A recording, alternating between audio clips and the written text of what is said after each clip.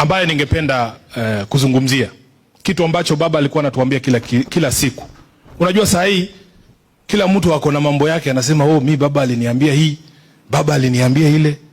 Lakini ile tunaweza kukubaliana yote ni ile alituambia sisi sote. Tukiwa wazi mbele ya umma. Baba alisema nini? Alisema tunadhifishe chama chetu kwa ajili ya uchaguzi wa mwaka 2027 tuweze kutoa na sisi candidate wa kuchaguliwa mwaka 2027. Hiki chama mimi ninavyowajua nyinyi, ninavyowajua nguvu zenu. Nimewaona bana. Nimewaona nyinyi mkipigana hapa wakati wa chaguzi ndogo kule Malindi. Mheshimiwa Party Leader, ilikuwa ni fujo. Lakini nyinyi ninavyowajua hakuna jambo ambalo tunaweza wekwa mbele yetu atili tushinde. Mimi najua tukiamua leo hii ya kwamba tunamsimamisha party leader wetu huyu 2027, watu wanaenda nyumbani. Tukiamua tunasimamisha huyu Abdul Swamad, tukiamua tunasimamisha huyu Abdul Swamad ama deputy party leaders wale wengine wote, tutashinda huo uchaguzi. Mukisema SG wenu wasimame kura 2027, hiyo uchaguzi tunashinda tena mapema.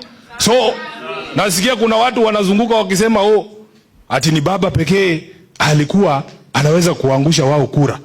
Kuna mjumbe hapa ametuambia mtoto wa Simba ni nini? Simba. Watashangaa sana. Jambo la pili, uhusiano tulioweka na serikali ya UDA. Mkataba huo baba mwenyewe aliwaambia mwenye kuandika ni nani? Mwenye kuandika ni nani? Sifuna, mimi huyu. Sasa wale ambao mlifanya fasaha katika shule, kuna mwandishi kwa mfano Chinua Achebe. Chinua Achebe ndio mwenye kuandika Things Fall Apart. Si mnajua? Wewe ukikutana na Chinua Achebe leo, unaweza kupingana na yeye ni nini iko kwa hiyo kitabu? Sasa kama mwenye kuandika huo mkataba, na ujua, na uelewa, najua ulikuwa ni wa nini, najua unasema nini na ni kipi haisemi. Niliandika hapo ndani mimi mwenyewe nikasema, this agreement does not constitute a coalition agreement with UDA. Iko hapo, Ruto alisign, baba alisign. So, wengine ambao wanazunguka, na kwa sababu baba alituambia we keep our identity. Mimi rangi yangu ni hii chungwa. Symbol yangu ni chungwa. Mnanielewa? We must keep that identity. Wengine wanatuambia ati by elections za November 2027 party leader ati kuna candidates wa Broadbase. Broadbase si chama. Na kama si chama haina candidates. Unajua nyinyi mmefanya kazi ya kura hapa. Kuna wamama wakiingia kwenye polling station kama hawajui jina ya candidate, wanasema mimi nataka ule wa ODM. Ukweli ama uongo? Kuna wale ambao hawajui hata candidate na chama, wanasema ile symbol ya baba, ile chungwa. Mimi nataka ule wa chungwa. So mniambie kala ya Broadbase ni gani? Na symbol ya Broadbase ni gani? Mtu akitoka kule mashinani aseme anataka mtu wa Broadbase, unampeleka wapi? Hakuna candidate wa Broadbase. Broadbase is not a party. It is not a party. It does not exist anywhere. So what we want us to understand, leaders should not bring confusion to voters unless wanataka hawa candidates wetu waanguke kura. Unless umetumwa uangushe watu kura. Pale magarini tukiingia, tunaingia kama wana ODM, wanachungwa. Rangi zetu zinajulikana, sera zetu zinajulikana, nembo zetu zinajulikana. Ukiona tu chungwa unajua ni nini? ODM. So we don't want people to bring confusion in this election. Jambo la mwisho, uchaguzi wa November tarehe 27. He would not be here telling me, we are in Broadbase. He would say takataka. Yes. So those of us who knew the man, allow us to tell you what he would have done. It's not because of a Broadbase issue, it's in court. In fact, he is, as a lawyer, should actually perhaps join the devolution family to go to court on behalf of those things that are being delayed by court, including compensation. Senator Eddie, you've made your point. Take your seat. Senator Sifuna, part of the point of order, which I rule it's not a point of order, Senator Eddie, is an explanation as to the question you asked from the committee, that they ought to have given an explanation as to why part of that money has not been released. And you've got from the member that indeed there is a matter in court, and I believe that suffices to some extent as an explanation, which of course does not necessarily answer conclusively the concerns you've raised, which are entitled to you as a member of this House to raise in debating the report. Speaker, I have dedicated my life to teaching these broad-based people. First of all, the stay in the Court of Appeal did not stop Parliament from legislating.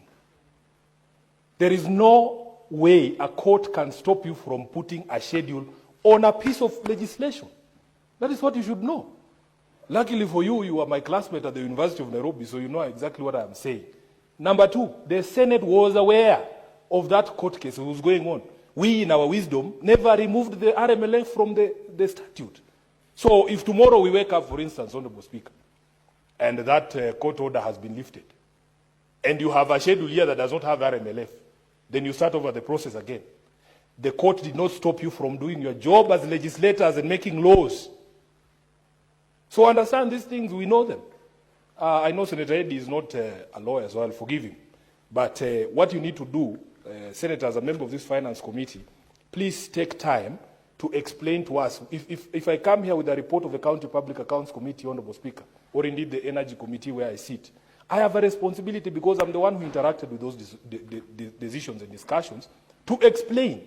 All I asked, Speaker, is give us a rationale because these counties are not the same. Isiolo, Lamu, Nyandarua, Tana River, Tharaka Nithi, they are not the same. So how come when the National Assembly is reducing the money, it reduces across the board the same amount? What is the rationale? Because if you look at the initial allocation, Isiolo had been given only 60 million, right? Lamu has 121, which is almost double that. So even if there is a reduction, you would expect that it would be proportionate. Nobody has bothered to explain to us. They are just shouting here that you put the question, Honorable Chair. You have a responsibility to explain. You have a responsibility to explain. No, I have heard enough from laymen. Now let you listen to the lawyers now. I don't want your information. Speaker, we will fight for the family of devolution. This is what we saw here too. He will not be. This is my hypothesis as regarding Sifuna and his actions. I want to believe that Sifuna is still committed to his beliefs and to his principles. And the rumors about him being given a cabinet position by Ruto, they are just smoke and nothing. So whenever they meet, they give Sifuna a statement to read. He always reads, and he reads things that are against what he believes. But that is the party's position. But him as a Sifuna, he believes something else. And I believe he has a game plan. And he wants to fight. The people want to destroy ODM from within rather than leave. And he knows by electing or putting, Oburu in charge, they are breaking the law because only deputy leaders, one of them is supposed to take the leadership.